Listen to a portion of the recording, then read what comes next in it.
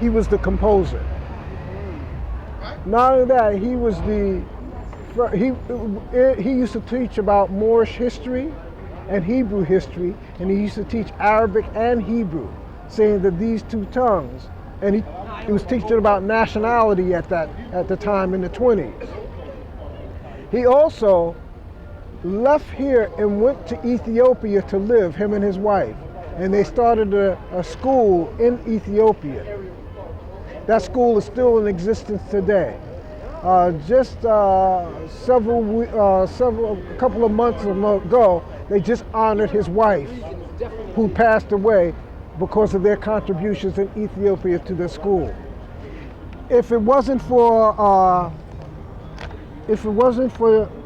this individual, he also taught about the Talmud, and he also taught us how they slipped that stuff in there about Ham. That wasn't part of the original Hebrew, or the part of the original Hebrew sensibility. But this is this is Rabbi Matthews.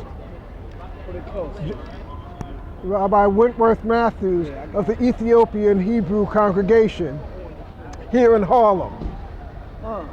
Of the Ethiopian Hebrew congregation in Harlem.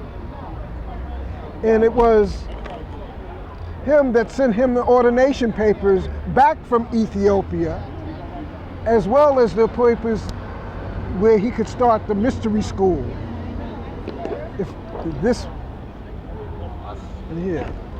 And he was famous throughout the 30s, 40s, and 50s for the Hebrew Israelites. I'm a part of a congregation called Mount Horeb. We are affiliated with this. That is considered up there on 123rd Street. It's in Mount Morris part. It's considered supposed to be at the Mother Temple. Thank you. This. You hear the Moors talk about Masonry and the Moors bringing civilization to Europe and all of that through the Masonic organization. Sometimes they say that Mason means the son of a Moor, right? Well, this individual, his name is Angelo Soliman.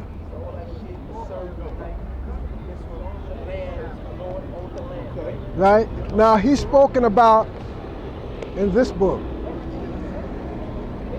Let me just read what they say there, and then I'm going to go to this.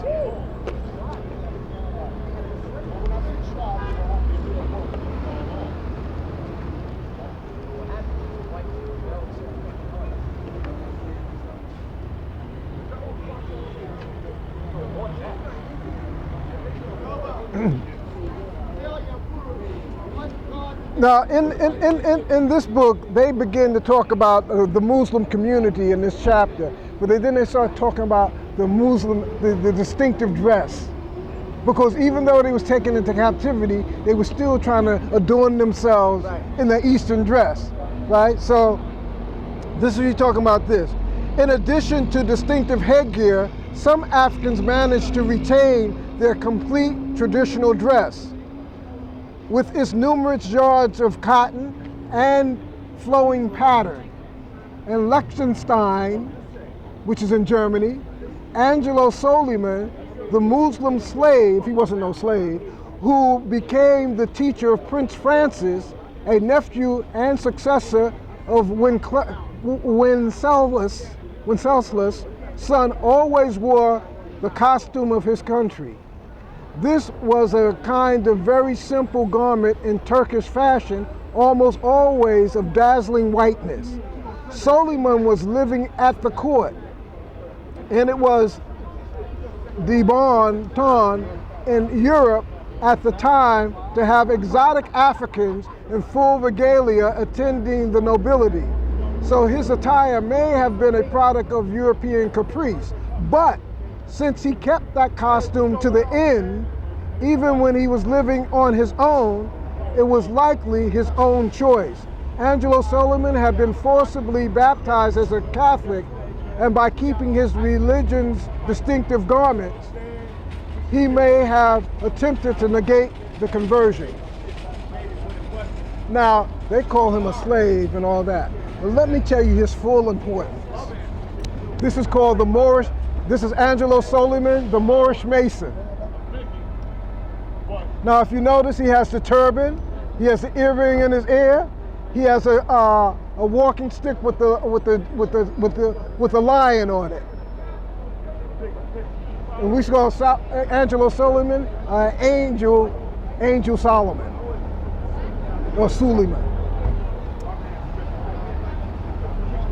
Here's the significance of this. 18th century Freemasonry took great pride in their egalitarianism, sometimes demonstrating it by initiating members whose company they might not otherwise have spurned. They may have otherwise spurned.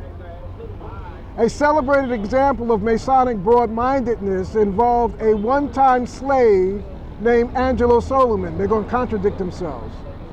Born in North Africa in the early 1700s, Soliman was sold into slavery as a child. He was educated by a succession of wealthy European owners, wound up as a tutor in an aristocratic household in Vienna, Germany, and became a popular figure in court circles. Eventually, he was freed and he married a widow baroness. In 1781, he was initiated into the prestigious True Harmony Lodge, whose members included many of Vienna's social elite. Soliman became Grand Master of the lodge and helped change its ritual to include the reading of serious academic and scientific papers, a practice that eventually spread to lodges throughout Europe and enhanced Freemasonry's reputation for intellectual rigor. Similarly, Soliman's membership in the Brotherhood became a famous example of Masonic progressive thought. Still, the former slave met with a most peculiar fate. When he died in 1796, his body was claimed by Holy Roman Emperor Francis II, who ordered it flayed and stuffed. The monarch had the bizarre habit of collecting stuffed human corpses. Francis then put the dreadful piece of taxidermy on display in his private museum. Despite the pleas of Soliman's daughter and the outraged protests of his Masonic brothers, the grisly relic remained in the imperial collection until the Austrian Revolution of 1848, when a grenade pitched into the palace library sent the remains of Angelo Soliman up in a merciful burst of flames. The point I want to make after reading this is I want to point out certain things. First, they say that Angelo Soliman, born in North Africa in the early 1700s. North Africa is Morocco that they're talking about. So he was a Moor. The second thing is that in the early 1700s, Soliman was sold into slavery as a child. No, they captured him. But even at that time, he was intelligent, and he came from royalty from Morocco, right? He was educated by a succession of wealthy European owners. What European owners are going, a succession of wealthy European owners? What European owners at that time, this is the 1700s, is going to educate a black man like that? There must have been something more. It further goes on to say, he wound up as a tutor. A tutor is what? A teacher. Right. In an aristocratic household in Vienna. Now, Vienna is Germany. He's a tutor in an aristocratic household that was high. So he was educating them, right? It also said that he became popular figure in court circles, meaning political circles. The court is where all the politics is held. It's high court circles, right? Eventually he was freed, and he married a widow baroness. What a slave is going to do marrying a baroness? See, they contradicting themselves within this. In 1781, he was initiated into the prestigious True Harmony Lodge. When you read J.A. Rogers will tell you that the True Harmony Lodge was the main lodge for the literati and the intellectuals in Germany. He was one of the catalysts for the German intellectual enlightenment. You heard about the Renaissance Enlightenment? There was a German enlightenment. He was one of the catalysts for that. And where was it? He was teaching them in the Masonic Lodge. Beethoven, Mozart, all of us of them belong to that lodge. Go check J.A. Rogers. Right. Right?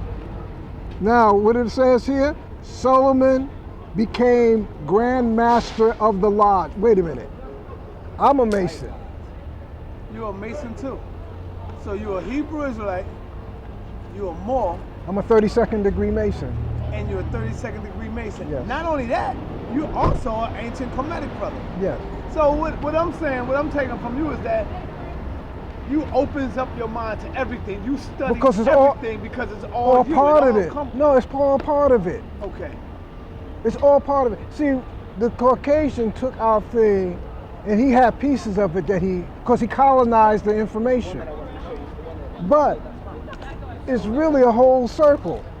I can't understand myself as a Hebrew Israelite just alone with that. It's not enough. Right, I got you. It's not enough. If I stop just with the Hebrew Israelite, you want to make the connection, you got to go into all of that. Listen, if I just follow the Hebrew Israelite history just by itself, just in that, I'd stop at 70 AD. Yeah, you'd be missing out on a lot. Right, so where does the rest of this come in at? How did I get down in West Africa? How did I get over here? What happened to cause all that? Right, I got you. You understand? Yes, sir. So I had to go into Moorish history. But now, how do I understand the content of what I have if I don't go into ancient Kemet? A little bit of Kabbalah. All right, good.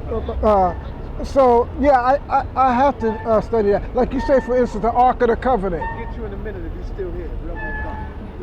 Like for the Ark of the Covenant, for instance, where did the pattern for the Ark of the Covenant come from? You got to go to Egypt to find out. Right. Because they had arks there, and it's described, and it looks like the same way that it's described in the Bible. I wouldn't have known that if I hadn't went down and explored Kemetic history. You know, I wouldn't have known that. So I have to have all that. But here, the Masonic order is a direct descendant of the Kemetic mystery system. Because the Masons study, the true Masons, Caucasian true Masons, they study Egyptian. They study Now, Egypt. when you say true Masons and you say Caucasian, you saying that they are the true Masons? No, what I'm saying is that those, all right, let me qualify Right. what I'm saying.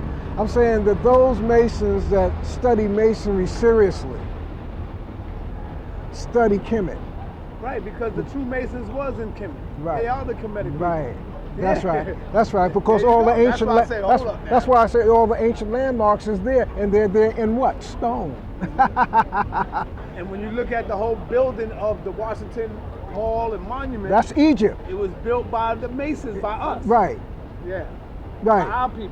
Right. But I'm showing you here that even they got all of this. No, what else it said is that Soliman became Grand Master of the Lodge, which means that a Grand Master of a lodge has many lodges under him. Mm-hmm. He was not just a master of one lodge. There are other lodges under him. That's why he's the Grand Master of a lodge, because just a simple worshipful master or master of a lodge, that means that he's the master of a single lodge. But he had several lodges under his authority or jurisdiction. Right? Now, this is what they said about him. Soliman became Grand Master of the Lodge, the True Harmony Lodge, and helped change its ritual to include the reading of serious, academic, and scientific papers. Wait, academic and scientific papers. You know what the Moors say that was? What? That they were teaching them civilization and the sciences of civilization. Right. That's why in Masonry, there's a thing that they have in there where you have to study the 7 liberal arts. That's because of this guy. And they said that when he did that, it spread to other places over in Europe. So he's very significant to Masonry. Now let me ask you this question. This is going to take you somewhere else. I see you got the Iceman inheritance. I see you got the making of the white man. Yes. You ain't get into that science yet. How was the white man evolved? How was he created? Where did he come from? I believe that he evolved. Earlier you said that, you know, the black man in so many words changed into the European, but climate does not change the pigmentation of the skin. Through some certain laws. Well, no. Climate may not necessarily change the pigmentation of the skin. It could happen over a period of time, but mutation can. Mutation can. And in some of I think it's the 5% teachings, where they talk about the white germ being isolated from the brown germ. Hi. How you doing? Fine, how are you? Good to see you. So, See you too. No, well, no, it's okay. Right. I believe that the white man evolved. That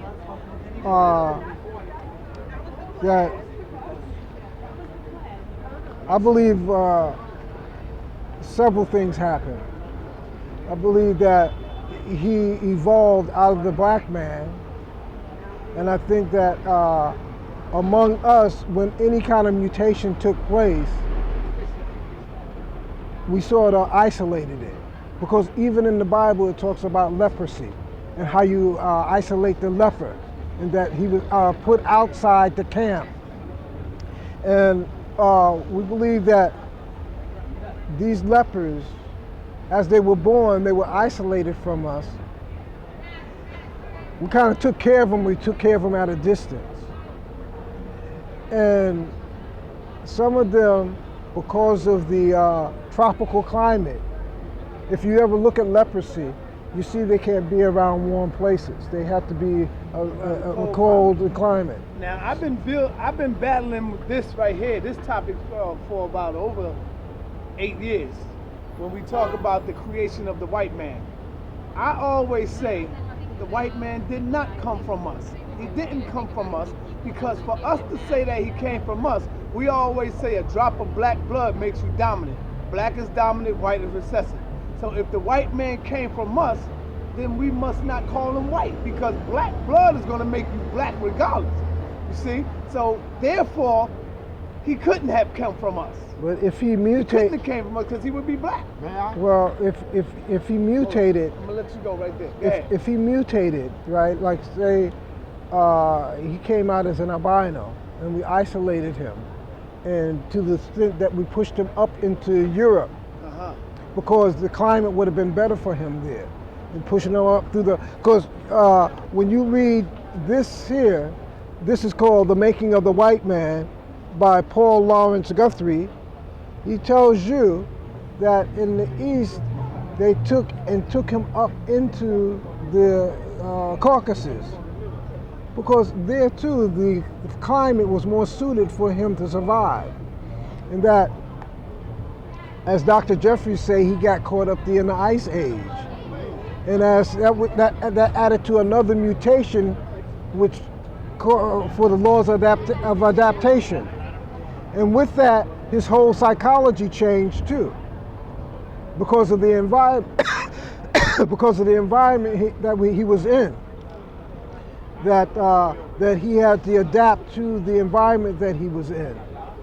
Now, the other side of this is that you had scientists among us, medical scientists among us, who experimented with the human gene. And by taking and they started with an albino, and by taking that albino and mating just with another albino, they kept mating these two to see what would come out. Maybe even trying to find a cure for albinism.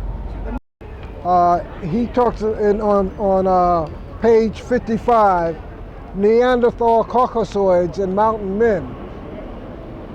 He speaks about the distancing of the DNA, and that being isolated in a particular area over a period of time, through evolution, his DNA changed because of the environment that he was subjected to in order for him to survive. And that in terms of him being called Caucasian, I want to refer back to From Babylon to Timbuktu on page 21. It says, during the Middle Ages, the black nations of Africa and Asia had the greatest political, economic, educational, and military influence in the world. At this time, Europe existed in a state of darkness for 1,000 years. In the 17th century and later, Europe began to emerge out of the sloth of ignorance, and certain Germans and others conceived of themselves as belonging to a superior race. Johann F. Blumenbach, a German, 1752 to 1840, was the first to divide humanity on the basis of skin color. Up to this time, no such attempts had been made. His classification set up a color line to the detriment of later generations. Mr. Blumenbach classified 5 chief races of mankind: the Caucasian, the Mongolian, the Ethiopian, the American Indian, the Malayan. Moreover, he considered the Caucasian to be the original race. Blumenbach, the anthropologist, named the whites after the Caucasus Mountains. Those mountains are situated between the Black and Caspian Seas, because he thought the purest white people originated there. Blumenbach was a racist, and so was J.A. Gobenau. A third man by the name of H.S. Chamberlain wanted to advance the supremacy of the white Nordic race and its culture. These men attributed psychological value and importance to race. This was racism, and it led to a horrible, vicious racial philosophy and to the persecution of the Jews in Nazi Germany. T.R. Garth wrote in his book, Race Psychology, any disposition on our part to withhold from some race the right to free and full development must be taken as an indication of rationalization on the account of race prejudice. And such an attitude is inexcusable in an intelligent populace. Now, that's talking about how they classified people into race and how they even got the term of them called Caucasian. Okay. Yeah. So, if we take that away, who are they? Good question. Now, in closing, is there anything else you want to touch on? There's a lot I want to touch on, but we just We can have a part 2. We don't Can have. we have a part 2? Yeah, you want to do a part 2? Okay. When can we do part 2? Next week? Yeah. Okay. We'll do a part 2. I'd like to close with this, since we're on the Caucasian, and you made me go back into this. It says that because we talk about the Caucasian, and that he lived up in caves and things of that sort. And we asked the question, because this book's here, it says history, tradition, and the teachings of Elijah Muhammad. Right. So he's verifying this thing when Elijah was calling him the devil and all of this other kind of stuff, and saying he was in the caves of Europe. This knowledge was coming out of the East that somehow Elijah Muhammad got his hands on. And this guy here goes to these sources to corroborate it. I just want to